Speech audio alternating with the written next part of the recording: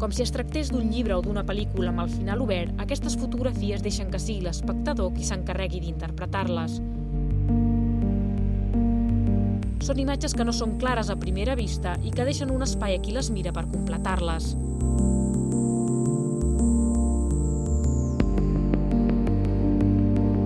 Hanefke ens va proposar a l'artista Ignasi Abellí que seleccionés unes 60 fotos de les 450 obres que té la seva col·lecció amb la idea d'oferir-ne la seva pròpia visió.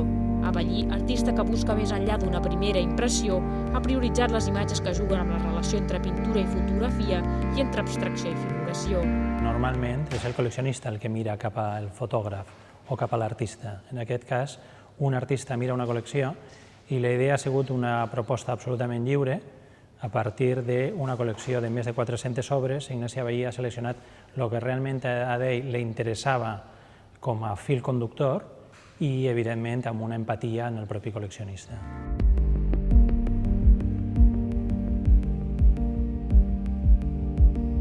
L'espectador ha d'esforçar la seva mirada. A vegades no entenem el que veiem i hem d'observar durant una estona. Són imatges que tenen una aura misteriosa. En totes les imatges el que es veu és menys del que s'intueix. Sempre hi ha alguna cosa amagada, ja sigui un rostre, un paisatge o fins i tot un sentiment.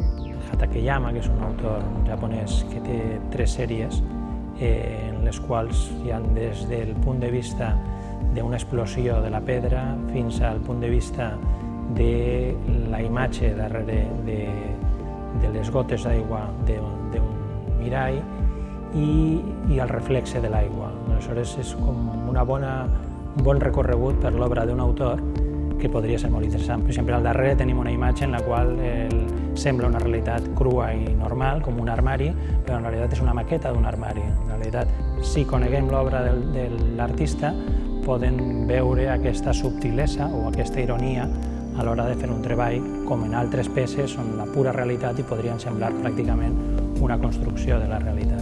Ignasi Abellí dona la seva visió sobre la col·lecció, descobrint nous continguts i aportant-li d'aquesta manera un valor afegit. Al final, després de la mirada del fotògraf i del comissari, sempre queda la de l'espectador, perquè cada fotografia és una invitació a somiar, a imaginar allò que es vulgui.